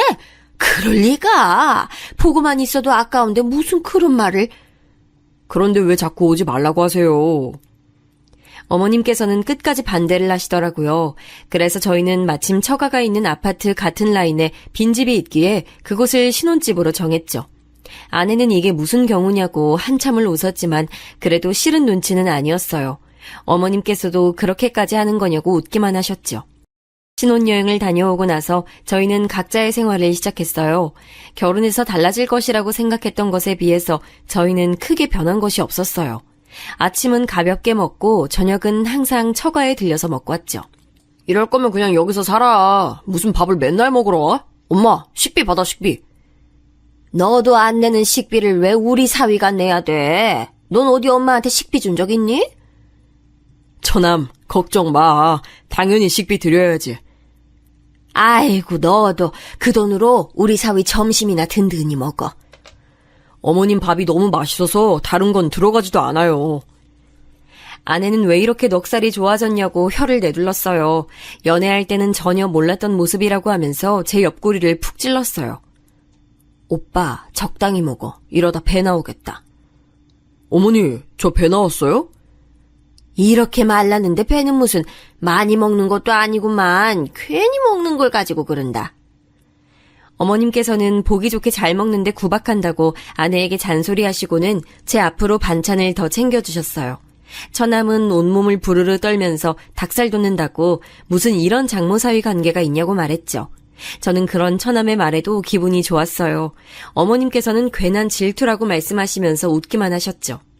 저희 가족은 정말 행복한 시간들을 보내고 있었어요. 물론 항상 좋을 수만은 없었죠. 그녀와 심하게 싸우기도 했고 그런 날은 둘 다 어머니께 불려가 몇 시간이고 잔소리를 들어야 했습니다. 하지만 그런 순간도 전 좋았어요. 그런데 저희 가족에게 먹구름이 끼기 시작한 것은 처남이 결혼을 하면서부터였어요. 대학원에 진학해서 한창 학교를 다니고 있는 처남은 결혼할 여자가 있다고 하면서 여자를 데려왔어요. 첫인상은 엄청 무뚝뚝하고 까다롭겠구나 싶었어요. 애교 많고 다정한 처남과는 상극이라고 생각했는데 둘이 함께 있는 모습을 보면 그건 또 그거대로 잘 어울리더라고요. 학교 동기라고 했는데 마찬가지로 대학원을 다니고 있다고 하더군요. 저는 솔직히 반대했습니다. 무슨 직장에 있는 것도 아니고 대학원생도 학생 아닙니까? 그런데 결혼을 해서 생활은 어떻게 하려고 하는 건지 무모하다는 생각이 들었죠. 아내 역시 저와 같은 생각을 하고 있었어요. 그녀는 생활비도 스스로 벌어본 적 없으면서 무슨 결혼이냐고 펄쩍 뛰었죠. 하지만 곧 처남댁이 아이를 가졌다는 소리에 저도 아내도 어쩔 수 없구나 싶었어요. 그렇다고 아이를 지우라고 할 수도 없는 노릇이잖아요. 어머니도 아직 결혼은 이르지 않느냐고 하시다가 아이 이야기에 그 말씀이 쏙 들어가셨죠. 아직 아무것도 없는 두 사람은 자연스럽게 어머니 집에 들어와서 사는 것으로 이야기가 됐어요. 처남댁도 아이를 낳고 나면 다시 학교로 돌아갈 생각이라고 하더군요. 결국은 아이를 키우고 케어하는 것을 전부 어머니께서 해야 하는 상황으로 흘러가게 됐어요. 아내는 처남을 불러서는 대학원을 졸업하면 연구소든 어디든 취직해서 독립을 하라고 강력하게 말했어요. 처남은 당연히 발끈했죠. 엄마도 아무 말 없는데 왜 누나가 그래? 엄마가 말씀 안 하시니까 내가 하는 거지. 그리고 엄마가 그런 말씀 하시겠니? 아, 진짜 누나. 안 그래도 머리 복잡한데 누나까지 나서서 이럴 거야? 뭐? 이게 뭘 잘했다고? 아내와 처남은 이야기 시작부터 서로에게 으르렁거리며 언성을 높였어요. 저는 우선 두 사람에게 진정하라고 하고는 처남을 보며 말했어요. 처남, 결혼하고 나면 이제 성인이잖아. 아이가 태어나는 일은 좋은 일이지만 아무리 그래도 처남도 처남댁도 그렇게 학교로 가면 아이를 키우는 일은 전적으로 다 어머니가 챙기셔야 하는데 어머니 연세도 생각해야지. 그건 저도 알죠. 그만큼 저희도 신경 쓸게요. 설마 엄마한테 애 맡기고 나 몰라라 그렇게 할 리가 있겠어요? 그리고 말이 나왔으니 하는 건데요. 매형도 맨날 우리 집 와서 밥 먹잖아요. 그거랑 뭐가 달라요? 아내는 철없는 소리 한다고 혀를 차더니 처남의 머리를 쥐어박으며 말했어요. 다르지. 우리는 엄마 집밥 뻔질나게 드나들면서 얻어먹긴 해도 그만큼 엄마한테 해드리잖아. 넌 이 사람이 하는 것처럼 할 수 있어? 처남은 가만히 생각에 빠진 얼굴로 저를 바라봤어요. 아내는 그런 처남을 더 몰아붙이더군요. 네가 분기별로 친구들이랑 여행 다녀오시라고 보내드리기라도 할 거야? 아니면 기분 전환하시라고 공연을 보여드리기를 해? 너 이 사람 반만큼이라도 하고 나서 그런 말을 해. 그건 아직 내가 공부 중이니까. 그러니까 아직 공부 중인데 사고는 왜 치냐고! 아내는 버럭 소리를 지르며 다시 대화를 원점으로 만들었어요. 처남은 그렇게 될 줄 알았냐고 반박했지만 처음에 비하면 많이 소리가 작아졌죠. 아내와 처남의 다툼은 그날도 아내의 승리로 끝이 났습니다. 처남은 공부를 마치는 대로 취직을 해서 독립을 하겠다고 하더군요. 저는 물론 그런 결심도 중요하지만 그 결심만큼이나 결혼 이후 어머니께 잘해드렸으면 좋겠다고 당부했어요. 처남은 잘 이야기하겠다고 했죠. 가족이 늘어난 것은 확실하게 티가 나더라고요. 저녁을 먹으러 가면 평소에 비해서 사람들이 북적거리는 느낌이 새롭게 다가왔죠. 어머니께서는 임신한 처남댁의 입덧까지 챙기시느라 평소보다 더 바빠 보였어요. 처남댁이 입덧이 심한 편이라 저녁을 따로 먹는다고 하더라고요. 그럼 어머니, 밥상을 따로 챙겨주세요? 원래 저 때는 음식 냄새만 맡아도 죽을 것 같은 거야. 나중에 경아 임신하고 나면 잘 봐. 나도 입덧이 심했던 사람이라 경아도 걱정이니까. 저와 어머니가 도란도란 이야기를 나누며 저녁 식탁을 준비하는데 처남댁이 얼굴을 내밀더군요. 아직 입덧이 심하다고 하더니 하얗게 질린 얼굴을 하고 있었어요. 안쓰러울 정도였죠. 저는 처남댁에게 많이 힘드냐고 물었어요. 그러자 처남댁은 얼굴을 잔뜩 일그러진 얼굴에 오만상을 쓰면서 미칠 것 같다고 대답했어요. 기분이 이상해요.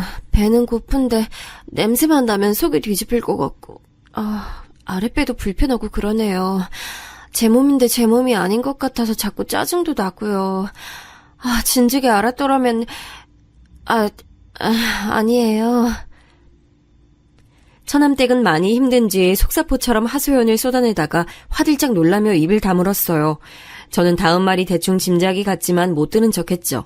어머니께서 음식 냄새 나는데 그냥 들어가 있으라고 하자 처남댁은 기다렸다는 듯이 방으로 쏙 들어가더군요.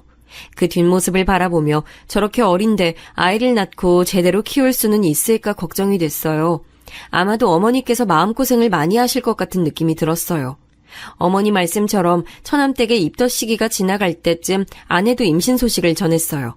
아내가 제게 이제 곧 아빠가 될 것 같다고 말을 해주는데 정말이지 다른 소리는 하나도 들리지 않고 오로지 아내의 축하한다는 말만 귓가에 맴돌았죠.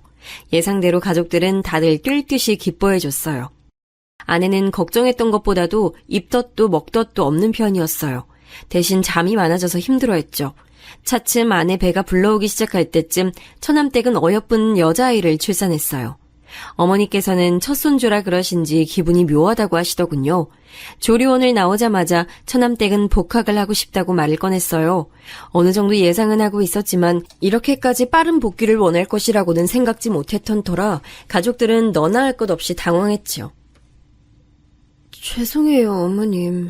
어머님께 아이 맡겨두고 복학하는 게 이기적이라고 보실 수 있지만 지금 복학하지 않으면 시기적으로 계속 밀릴 것 같아서요. 처남댁은 학위를 빨리 따고 취직을 하겠다고 말하며 의욕을 불태우더군요. 결국 예상했던 것처럼 어머니께서는 황혼 육아를 시작하게 되셨죠. 한 가지 다행인 것은 아내가 몸이 무거워지면서 육아휴가를 내고는 함께 지낸다는 것이었어요. 얼마 후 아내는 튼튼한 남자아이를 출산했어요. 제게 아들이 생긴 것이죠. 어머니께서는 영판 저를 닮았다고 하시면서 눈이며 코며 아빠가 많이 보인다고 말씀하셨어요. 아이를 안아들고 나니 기분이 묘하더군요. 진짜 이 애가 내 아들인가 싶기도 하면서 이렇게 작은 아이를 앞으로 어떻게 키워야 하나 걱정도 됐고요. 하지만 아내는 생각보다 능숙하게 아이를 돌보더라고요. 연습의 결과물이 아니겠냐고 말하며 자신 있어 하는데 저도 웃음이 나더군요. 집에 아이가 둘이 있다 보니 확실히 분위기가 변했어요. 몇 달 차이 나지 않는다고 해도 하나는 집을 걸어 다니고 있었고 하나는 이제 겨우 뒤집기를 성공했을 뿐이었죠. 그렇게 정신없는 와중에도 처남댁의 얼굴은 잘 보기가 힘들었어요. 실험이 바쁘다면서 외박을 종종 하더라고요. 덕분에 어머니께서는 잠도 제대로 주무시지 못한 채 밤늦게까지 아이를 돌봐야 했죠. 아내는 그런 처남댁이 마음에 들지 않는 눈치였어요. 저 역시도 같은 마음이었고요. 처남은 투자받은 실험이 있어서 일이 많아진 것은 어쩔 수 없지 않느냐고 했지만 이렇게까지 아이에게 관심이 없는 것은 너무 심한 처사가 아닐까 싶더라고요. 처남도 나름 고충이 있는지 아내와 처남은 이 일로 크게 다퉜어요. 처남은 자신도 중간에서 충분히 괴롭다고 말하면서도 자세한 이야기는 하지 않으려고 했어요. 아무리 물어도 부부의 일이라고만 했죠. 그래도 효과는 있는지 밤에는 처남과 처남댁이 아이를 돌본다고 하더라고요. 우리 집 사고뭉치 준이가 어느 정도 걷고 뛸 무렵 저는 지방으로 발령을 받게 됐어요. 지방 현장에서 2년간 있어야 했죠. 한국이 커봤자 얼마나 된다고 어디든 차만 타면 금방이지 않겠느냐며 혼자 내려갈 생각이었어요. 그런데 타이밍도 참 어떻게 그렇게 잘 맞는지 아내 역시 저와 비슷한 곳으로 파견을 나가게 됐더라고요. 저희는 의논 끝에 지금 살고 있는 집은 전세로 주고 지방에 따로 집을 구해 지내기로 했어요. 어머니께는 자주 찾아뵙겠다고 말씀드렸지만 그게 어디 쉽나요. 막상 지방에 내려가서 생활하다 보니 주말마다 올라오는 게 힘들더라고요. 그래도 전화만큼은 매일 드리면서 안부 인사를 드렸어요. 지방으로 내려간 지 1년이 될 무렵 저는 한 가지 이상한 점을 느끼기 시작했어요. 어머니께서 살이 많이 빠지시고 표정도 어두워 보이셨죠. 전화로 안부를 물을 때도 길게 통화를 하지 않으려고 하시는 것도 이상했고요. 아내는 나이가 들어서 그런 것 아니겠냐고 보약이라도 한 채 해드려야겠다고 했지만 저는 건강의 문제가 아닌 것 같다는 생각이 들었어요. 그래서 아내에게 말해 1박 2일 동안은 처가에서 지내기로 했죠. 직접 만난 어머니는 몇 달 전에 봤던 것에 비해 살도 빠지고 많이 피곤해 보이셨어요. 안 되겠다.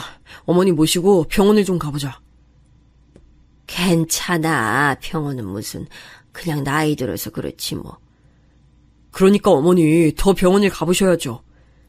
맞아, 엄마. 어디 편찮으신 거 아닌가 한번 봐요. 저와 아내는 괜찮다는 어머니를 모시고 한의원에 갔습니다. 딱히 나쁜 부분이 있는 건 아닌데 전체적으로 기가 많이 약해진 것 같다고, 스트레스 받는 일이 많은 것 같다고 하시더군요. 가슴 쪽에 열이 많이 몰려있다고도 하시고요. 아내는 어머니께 무슨 일이 있으신 거냐고 물었지만 어머니께서는 다 괜찮다고만 하셨어요. 집에 돌아온 우리 어머니께서 푹 쉬도록 자리를 펴드리고는 식사 준비를 시작했어요. 7시가 넘어서야 처남네 부부가 들어왔죠. 언제 오셨어요? 누나, 오면 온다고 말을 하지. 두 사람은 우리를 보고는 깜짝 놀라더군요. 특히 처남댁은 놀라는 것을 넘어 당황스러워하는 기색도 보였어요. 저는 낮에 어머니를 모시고 병원을 다녀온 얘기를 했어요. 처남은 전혀 내색하지 않으셔서 잘 몰랐다고 하면서 고개를 푹 숙이더군요. 취직해서 적응하느냐고 정신이 없었어요. 괜찮아, 처남. 지금이라도 신경 좀 써드려. 저는 처남의 어깨를 두드려주며 약을 지었으니 잘 챙겨 드실 수 있도록 신경을 좀 써달라고 말했죠. 그리고 처남댁에게도 비슷한 부탁을 했어요. 어머니께서는 저녁 준비가 끝나 깨우러 들어갈 때까지 주무셨어요. 일어나신 어머니는 한결 개운한 얼굴로 나오셨어요. 엄마, 괜찮아요? 어디 불편한 곳은요? 매형이랑 한의원 다녀왔다면서요. 기분은 좀 어때요? 어머니는 처남의 질문에 대답을 하면서 자꾸 처남댁을 힐끗힐끗 쳐다보셨어요. 물론 잠깐 시선이 움직였다가 다시 아무렇지 않은 듯이 행동하셨지만 제 눈엔 다 보이더라고요. 그 뒤로도 그런 모습들은 계속해서 보였어요. 식탁에 앉아 식사를 하는데도 반찬을 집어 드시면서 처남댁에게 자꾸만 시선을 주시더라고요. 마치 무언가 허락을 구하는 사람처럼 말이죠. 물론 제가 오버해서 생각했을 수도 있지만 찝찝한 기분을 무시할 수가 없었어요.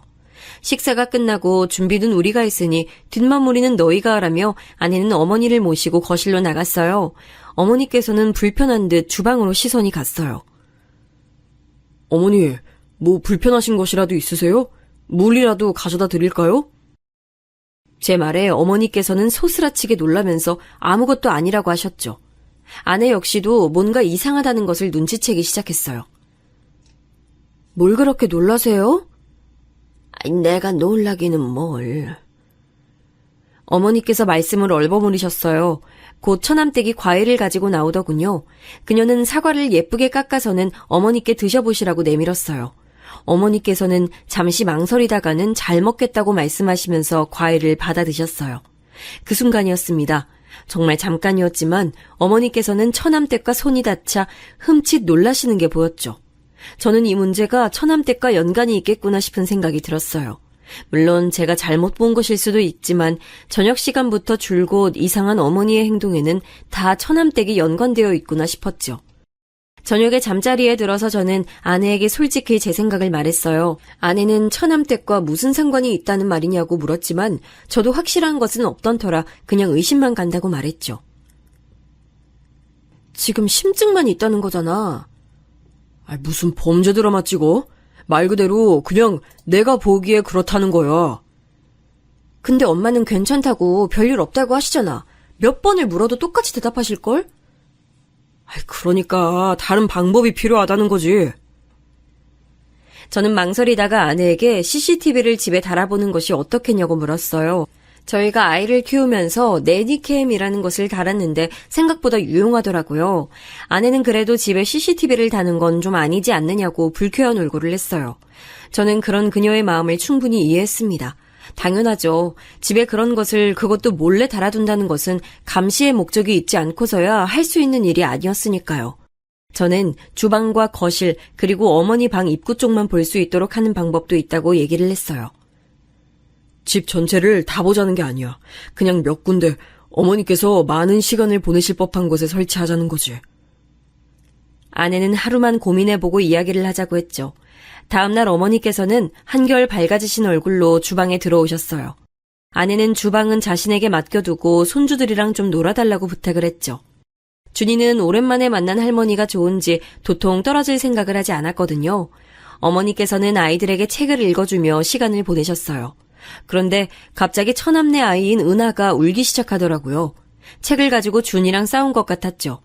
은하가 크게 울어버리자 놀란 준이도 덩달아 울기 시작했어요. 주방에 있던 아내는 급하게 손을 씻고는 준이를 안아 올렸죠.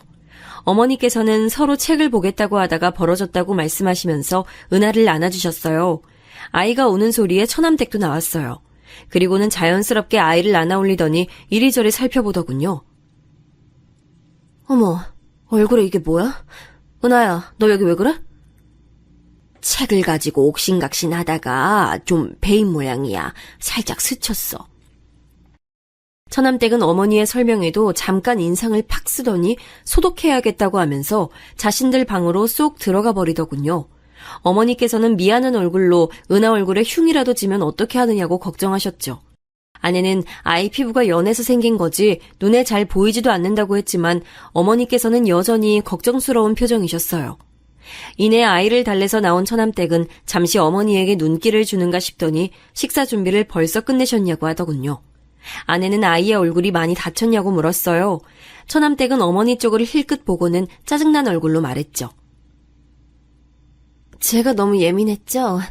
요즘 들어서 자주 얼굴에 상처가 생기더라고요. 누가 일부러 그러는 건가 싶기도 하고요. 처음에 다 말했어야 하는데 괜히 넘어갔나 봐요. 지금이라도 좀 얘기를 할까 고민 중이에요. 아내는 어린이집에서 아이가 다쳐오느냐고 물었더니 그런 것은 빨리빨리 얘기를 해서 물어야지 그냥 넘어가서는 안 된다고 말했죠. 처남댁은 어머니를 바라보며 말했어요.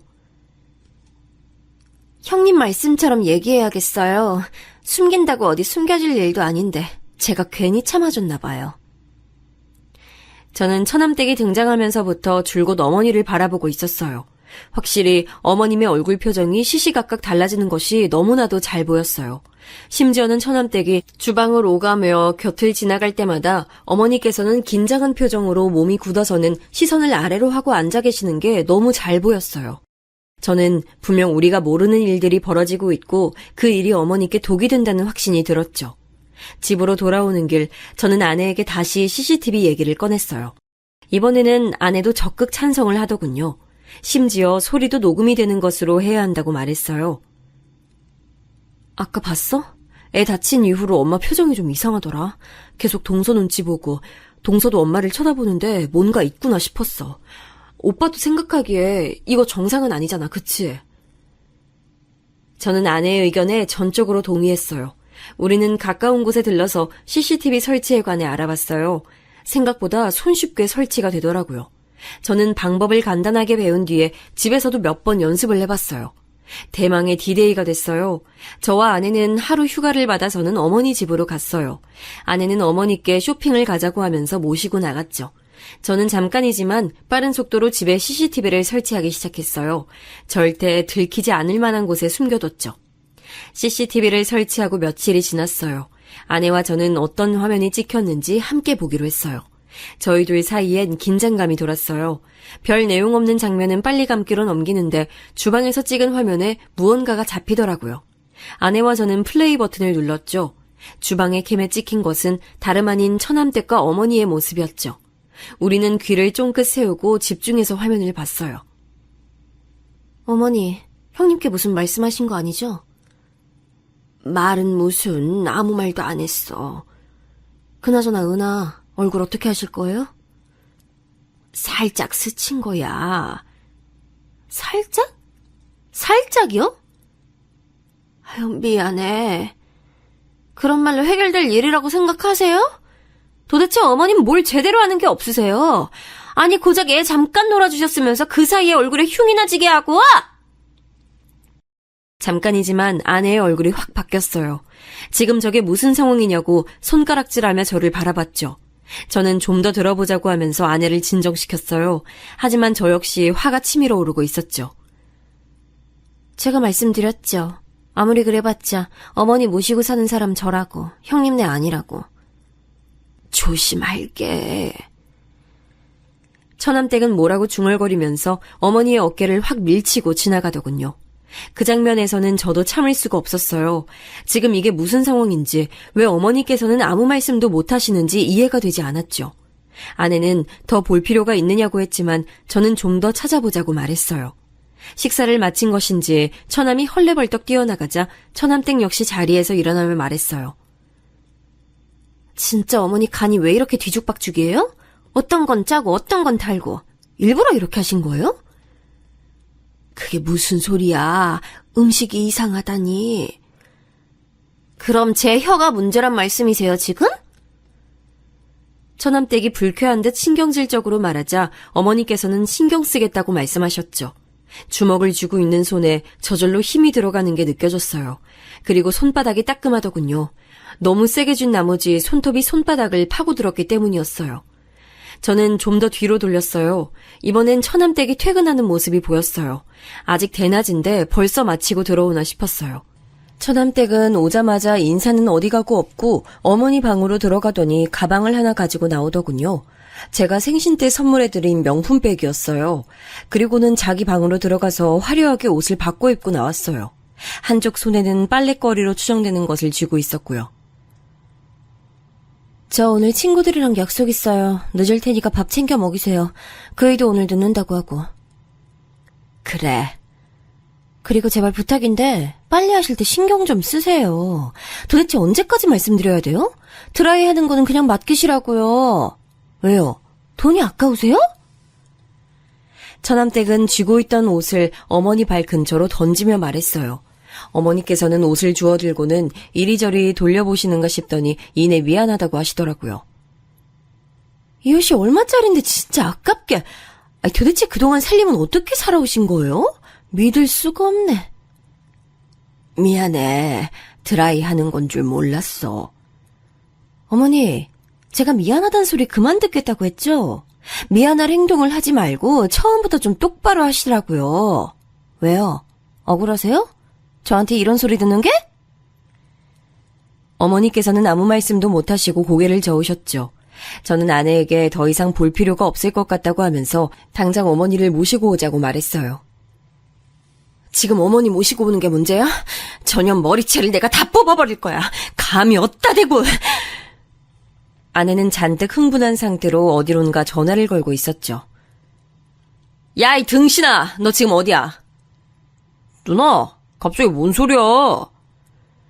화가 잔뜩 난 아내는 처남에게 전화해 다짜고짜 소리를 질러댔어요. 처남은 영문도 모르고 이게 무슨 일이냐고 묻기만 했죠. 저는 급하게 아내에게서 전화기를 빼앗고는 처남에게 어디냐고 물었더니 집이라고 하더군요. 쉬는 날이라서 은하와 놀아주는 중이라고 말이죠. 처남댁 옆에 있어? 그 사람? 아니, 어제 1박 2일로 대학 동기들이랑 놀러 갔어요. 왜요? 그럼 어머니는? 엄마는 목욕탕 가셨는데요? 저는 그럼 어머니 오시거든 은하를 맡겨두고 잠깐만 보자고 했죠. 대충 지금 출발하면 그 시간쯤 근처에 도착할 것 같다고 하면서 말이에요. 저는 절대 그 누구에게도 우리를 만난다는 말을 해서는 안 된다고 했어요. 처남은 의아해하면서도 알겠다고 말했죠. 전화를 하는 동안에 아내는 펑펑 눈물을 쏟으며 CCTV 속 어머니의 얼굴을 쓰다듬었어요. 그녀는 왜 어머니가 아무 대꾸도 못하시고 이렇게 당하고 계시는지 이해할 수가 없다고 했어요. 그런 점은 저 역시 같은 생각이었죠. 저는 처남을 만나는 동안 집에 가서 어머니의 짐을 싸두라고 일렀어요. 아내는 제게 미안하다고 하더군요. 미안하다니 무슨 소리야. 당연히 우리가 모셔와야지. 그 악마 같은 여자가 쫓겨나기 전까진 우리가 모실 거야. 저는 혹시 모르니 은하의 짐도 챙겨두라고 말했어요. 아내는 고개를 끄덕이며 다시금 엉엉 소리내서 울기 시작했죠. 준이는 갑자기 울고 있는 엄마를 보고는 어리둥절한 얼굴로 절 바라봤어요. 저는 준이에게 엄마를 안아주라고 하고는 급히 올라갈 준비를 했죠. 차 안에서 저도 아내도 한마디 말을 할 수가 없었어요. 평소엔 동요로 크게 틀어두고 준이와 노래를 부르던 아내는 고개를 떨어뜨리고 아직도 눈물을 흘리고 있었어요. 절대 어머니 앞에서 그런 모습 보이면 안 되는 거 알지? 어머니 속상해하실 거야. 우리가 이 사실을 알게 됐다는 사실만으로도 어머니 힘드실 텐데 그렇게 울면 어떡해. 내가 그년 절대 용서 안 해. 절대. 어떻게 엄마한테. 저는 울컥하는 아내의 손을 잡아주며 빨리 어머니를 모시고 오자는 말만 했어요. 아내를 집 앞에 내려주고 저는 처남을 만나러 갔습니다. 처남은 집 두고 왜 밖에서 보자고 하는지 모르겠다고 툴툴거리더군요. 저는 집에서는 할 수 없는 이야기였다고 하면서 CCTV의 영상을 보여줬습니다. 잠시 동안 영상을 뚫어져라 쳐다보던 처남은 언제 찍은 것이냐고 묻더군요. 최근이야. 저번에 어머니를 뵙는데 걸리는 게 있어서. 이런 일이 있으면 저한테 먼저 얘기를 해주셔야죠. 뭘? 어머니가 이상하다는 얘기를 했어야 한다는 거야? 아니면 CCTV를 설치한다는 얘기를 했어야 하는 거야? 당연히 둘 다죠. 엄마도 왜 이런 일이 있는데 말도 못하고. 이게 지금... 같이 살면서 어머니가 이상하다는 것도 눈치를 못 챘다는 게 난 이해가 안 돼서 따로 보자고 하는 거야. 네? 매용, 지금 저 의심해요? 처남은 벌떡 자리에서 일어났어요. 의자가 뒤로 넘어가면서 우당탕 소리가 울렸죠. 카페에 사람들이 힐끔거리면서 우리 쪽을 바라보더군요. 저는 당연한 거 아니냐고 말했어요. CCTV 화면을 볼 때부터 이 일을 처남이 모르고 있었을까 계속 의문이 들었거든요. 차마 아내에게는 말하지 못했지만 아무리 생각해도 처남이 모르는 일이라는 것이 앞뒤가 맞지 않더라고요. 처남은 제 멱살을 잡고는 지금 뭐라고 했냐고 따져 물었죠. 내가 지금 우리 엄마가 저런 대접을 받을 때까지 알면서도 가만히 있었다고? 내가? 어떻게 매형이 날 의심할 수가 있어? 이거 놓고 얘기해. 누구는 그런 생각 하고 싶은 줄 알아? 몰랐다는 말이 더 이상한 상황 아니야? 할 말을 잃은 처남은 손에서 힘을 빼고는 바닥에 주저앉았어요. 망연자실한 사람처럼 축 늘어져 있는데 정말 처남은 모르고 있었던 것은 아닌가 싶은 생각이 들었어요. 그래서 어떻게 된 일인지 좀 알아야겠어. 처남도 모르는 것 같으니까 우선 어머니는 우리가 모시고 갈게. 영상도 보내줄 테니까 처남댁이랑 얘기해봐. 우리까지 나서게 하지 말고. 진짜 왜 이런 일이... 처남은 두 손에 얼굴을 파묻고는 한참을 그렇게 있었어요. 그때 전화가 들어왔어요. 아내였죠. 아내는 지금 당장 집으로 오라고 다급하게 말했어요. 저는 깜짝 놀라 처남에게 급히 집으로 가자고 말했죠. 다행히 멀리까지 나온 것이 아니라 금방 집으로 들어갔어요. 집에는 언제 왔는지 처남댁이 와 있더군요. 처남은 다짜고짜 처남댁에게 다가가서는 그녀의 양팔을 붙들고 소리를 질렀어요. 너 왜 우리 엄마한테 왜 그랬어? 갑자기 왜 그러는데? 당신도 형님도 이게 다 무슨 일이야? 처남댁은 갑자기 벌어진 일에 당황하면서 오히려 다들 왜 몰려와서 이러냐고 물었어요. 처남은 CCTV 영상을 그녀 앞에 들이밀고는 이게 뭐냐고 말 좀 해보라고 하더군요. 영상을 보던 처남댁은 소스라치게 놀랐어요. 그리고는 집안을 두리번거리며 CCTV를 찾기 시작했죠. 어떻게 집에 CCTV를 설치할 수 있어? 나한테 한마디 말도 없이? CCTV 내가 설치했다. 어쩔래? 네가 하도 우리 엄마한테 수상하게 굴길래 설치했어. 안 했으면 어쩔 뻔했냐? 너 이렇게 못돼 처먹은 짓을 하는데 모르고 있었을 거 아니야? 아내가 버럭 소리를 질렀어요. 어머니께서는 온몸을 떠시며 준이와 은하를 품에 안고 계셨죠. 저는 방에 들어가 계시라고 말씀드렸어요. 안방으로 들어가는 순간까지도 어머니는 거실에 모인 식구들의 눈치를 보셨습니다. 형님, 이거 사생활 침해예요. 어떻게 동생네 가족이 사는 집에 CCTV를 설치하세요? 사생활 침해? 그래, 내가 사생활 침해 좀 했다. 그러는 너는 우리 엄마한테 그따위로 행동하는 건 잘한 일이고? 그거는... 근데 제가 말이 좀 심하긴 했는데요. 다 이유가 있어서 그랬어요. 이유? 이유가 있어? 어떻게 이유가 있을 수 있어? 형님은 그동안 따로 사셔서 잘 모르시겠지만 어머니 정신이 좀 이상하시다고요. 그래서 이렇게 강하게 말씀드리지 않으면 기억을 못하고 자꾸만 위험하게 실수를 하신다고요. 처남댁의 입에서 나온 소리에 저도 처남도 아내도 입만 떡 벌리고 서서 그녀를 바라보고 있었어요. 아니, 나사가 풀린 것도 아니고 자꾸만 같은 실수를 반복하시는데 그럼 어떡해요? 그냥 그렇게 둬요? 너 우리 엄마한테 뭐라고 했냐? 야, 정신이 이상해? 그래서 병원은 모시고 갔어? 병원에서 그렇게 말씀하셔? 아니지? 내가 너 집에 일찍 들어오는 꼴을 못 봤는데 그랬을 리가 없지. 행동하는 거 보면 딱 알지. 그런 걸 뭐하러 병원까지 가? 더 이상 분노를 참지 못하던 아내가 순식간에 처남댁에게 달려들어 머리채를 휘어잡았어요. 처남댁은 소리를 지르며 팔을 휘둘렀지만 아내에게는 닿지도 못했죠. 이게 좋게 말을 하니까 입 밖으로 나오면 다 말이야? 어디서 입으로 똥을 쳐싸고 있어! 아내는 머리채를 잡은 손에 힘을 주고는 다시 한번 말해보라고 윽박질렀어요. 처남은 바닥에 주저앉아서 다 자신의 탓이라고 눈물을 흘리기 시작했죠. 저는 적당한 선에서 아내를 말리기 위해 타이밍을 보고 있었습니다. 그때 어머니께서 방에서 나오시며 소리를 지르셨어요. 이게 다들 무슨 일이야? 그만두지 못해? 아내는 피곤해 보이는 어머니의 얼굴을 보고는 마지못해 잡고 있던 머리채를 놓아줬어요. 산발이 된 머리를 급하게 정리한 처남댁의 얼굴엔 피가 몰려 불다 못해 곧 터질 지경이었죠. 어머니는 큰 결심을 하신 듯 망설이다 말씀하셨어요. 내가 실수를 좀 했다. 친구 보증을 잘못 써주는 바람에 급하게 돈이 필요했어. 안 그랬다가는 이 집을 날리게 생겨서 그래서 돈을 빌렸는데 그걸 갚을 방법이 마땅치가 않았어.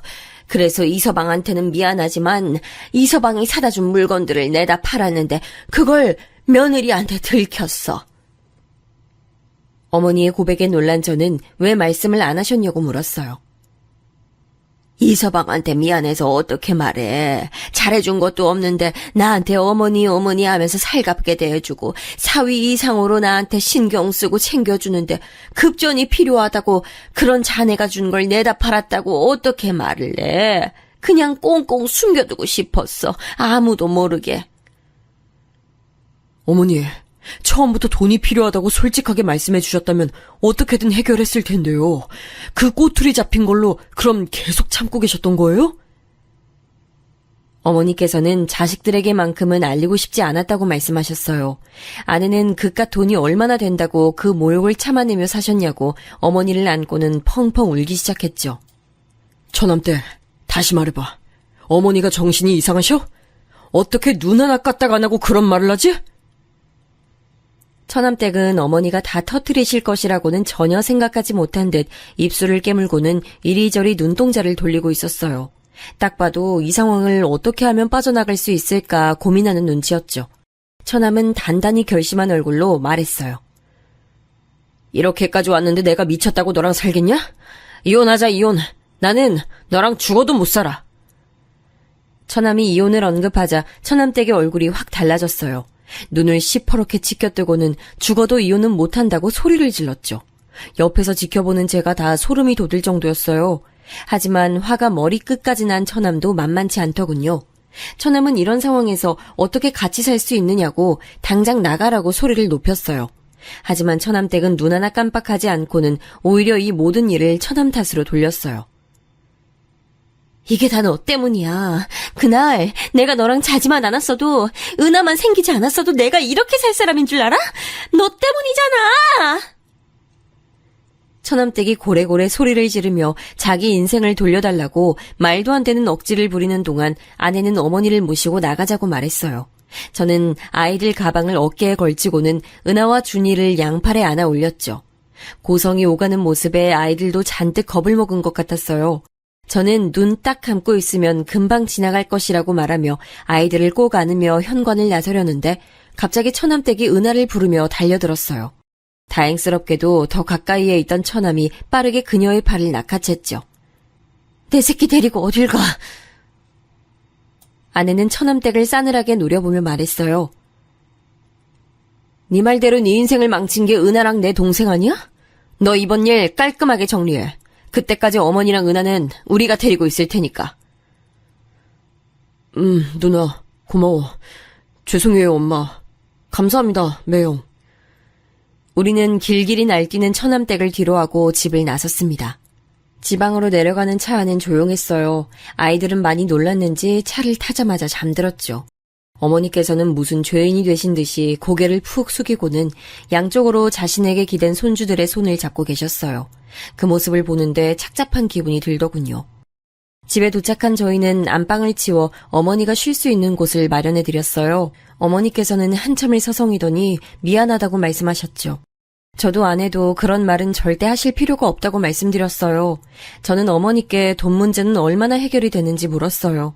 망설이시던 어머니께서는 날랐던 지인이 사기죄로 잡혀서 곧 돈을 일부 돌려받을 수 있을 것 같다고 하더라고요. 정말 다행이네요. 그럼 어머니 더 이상 신경 쓰실 일도 없겠어요. 내가 이 서방 볼 면목이 없어. 또 그런 말 하신다. 저 자꾸 그렇게 말씀하시면 섭섭해요. 저는 무거워진 분위기를 좀 바꿔보려고 일부러 밝게 말씀드렸어요. 아내 역시 괜찮다고 다 좋아질 것이라고 말하면서 한동안은 이모님 부를 필요 없어서 돈 굳었다고 장난스럽게 말했죠. 어머니께서는 저희 부부의 반응에 어처구니 없다는 웃음을 보이셨어요. 그렇게 저희는 네 식구로 새 출발을 시작했어요. 얼마 지나지 않아서 아내의 뱃속에 작은 생명이 있다는 것도 알게 됐죠. 아내는 이번에야말로 꼭 딸이었으면 좋겠다고 말하더군요. 그렇게 우리 식구들이 평화를 찾아갈 동안 처남은 무척이나 바쁘게 시간을 보냈어요. 은하를 보러 몇 번 내려오긴 했지만 처남댁과의 이혼이 뜻대로 쉽게 진행되는 것은 아닌 모양이더라고요. 처남댁 쪽에서도 죽어도 이혼은 못한다고 버틴다고 들었습니다. 급기야 이혼의 조건으로 지금 살고 있는 집을 요구한 모양이더라고요. 처남은 아무래도 재판까지 갈 것 같다고 조심스럽게 말해줬습니다. 저는 어떻게든 도움이 필요하다면 뭐든 말하라고 했어요. 그 사이에 저는 다시 본사로 복귀하게 됐어요. 예전에 살던 집으로 다시 돌아갈까도 생각했지만 아직 마무리되지 않은 시점에서 처남댁과 오고 가며 부딪히는 일은 만들고 싶지 않아 다른 동네에 집을 알아보았답니다. 전세로 주던 집은 팔아버렸죠. 다시 올라간다는 말에 어머님께서는 많이 불안해하셨지만 이내 다른 동네라는 사실에 안도하시는 눈치였어요. 말씀은 안 하셨지만 처남댁과의 일이 마음의 상처로 남은 것 같았습니다. 저희 부부는 더 이상은 어머니께서 마음 다치는 일 없이 오랫동안 우리와 함께하기를 바라면서 처남의 이혼이 빨리 해결되길 바랐어요. 그렇게 몇 달이 더 지나고 아내는 소원처럼 어여쁜 딸을 출산했어요. 어머니께서는 새로 태어난 생명에 무척이나 기뻐하셨죠. 이 아기가 복덩이인지 때마침 처남의 이혼 소송도 승소로 판결이 났어요. 양육권도 친권도 모두 처남이 가지는 것으로 얘기가 된 것은 물론 접근 금지 처분도 받아냈죠. 앞으로 은하 앞에도 어머니 앞에도 절대 나타나지 못하도록 말이에요. 그리고 추가로 어머니께 저지른 행동에 대한 위자료도 청구한다고 하더군요. 처남은 시간이 아무리 많이 걸려도 끝까지 가볼 예정이라고 눈에 불을 켜며 말했어요. 한참은 더 지나고서야 알게 됐는데 처남댁은 이혼 이후 연구소에도 소문이 나는 바람에 따돌림을 당하다가 결국에는 그만두고 해외로 나갔다고 하더라고요. 처음엔 그렇게 은하를 만나고 싶어 하더니만 그것도 이혼 판결이 나고 나서는 전혀 찾질 않았어요. 심지어 법정에서 무슨 일이 있어도 아이는 자신이 키우겠다고 말했다고 하는데 어떻게 한 번도 연락이 없을 수 있는지 의문이 들었죠. 물론 저희가 접근 금지를 신청하긴 했지만 그렇다고 전화도 없을 줄은 몰랐거든요. 아내는 양육권은 줄 수 없다고 난리까지 피웠던 것도 자신이 유리하기 위한 장치가 아니었겠냐고 하더군요. 처남댁이 어디서 어떻게 지내는지 조금도 궁금하지 않지만 제발 인간답게 사람답게 살았으면 좋겠다는 생각이 드네요. 남은 시간 자신이 어머니에게 얼마나 큰 잘못을 저질렀는지 깨닫게 되는 계기가 생겨 어머니가 겪은 고통만큼 당해보고 뼛속 깊이 반성이라는 것을 했으면 좋겠네요.